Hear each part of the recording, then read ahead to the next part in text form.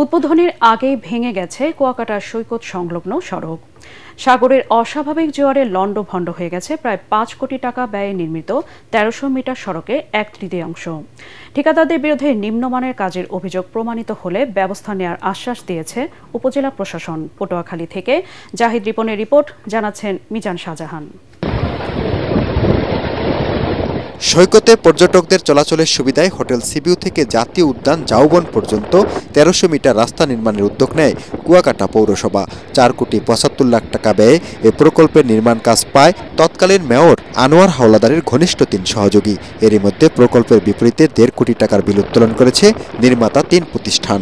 জোয়ারে সড়কটি বিধ্বস্ত হওয়ায় কাজের মান নিয়ে প্রশ্ন তুলেছেন স্থানীয়রা। পরিকল্পনা ছাড়া কাজ করায় আমাদের এই রোডটা বর্তমানে এই যে পরিস্থিতি ভেঙে গেছে, এটা আমাদের জন্য দুর্ভোগ। না যে কাজটা করছে কাজ বেশি ভালো করে নাই, এই জন্য ভাড়াই ফেলাইছে, ঠিকভাবে সিমেন্ট বেলি দেয় না, এই জন্য ভাড়াই ফেলাইছে। সাগর পার একেবারে ভাঙিয়া রাস্তার পাশে যাইবে গিয়া। এখন সরকারের দ্রুত পদক্ষেপ নেওয়া উচিত যে মেরিন ড্রাইভটা যে আপনার টিকসইভাবে করা উচিত। ঠিকাদারি প্রতিষ্ঠান SM ট্রেডার্সের স্বত্বাধিকারী সাদ্দাম মালের দাবি, তিনি সরাসরি কাজ করেননি, রুহুল আমিন নামে একজনকে সাব কন্ট্রাক্ট দিয়েছেন। তবে ৩ প্রতিষ্ঠানের মালিকদের মোবাইল ফোন বন্ধ থাকায় যোগাযোগ করা সম্ভব হয়নি। অন্যদিকে স্বজনপ্রীতির অভিযোগ অস্বীকার করেছেন সাবেক mayor Anwar Howlader.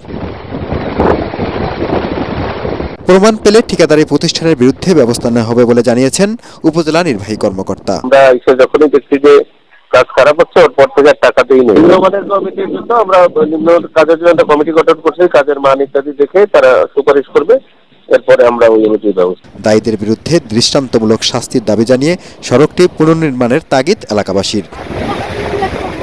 Bureau report, ATN Bangla.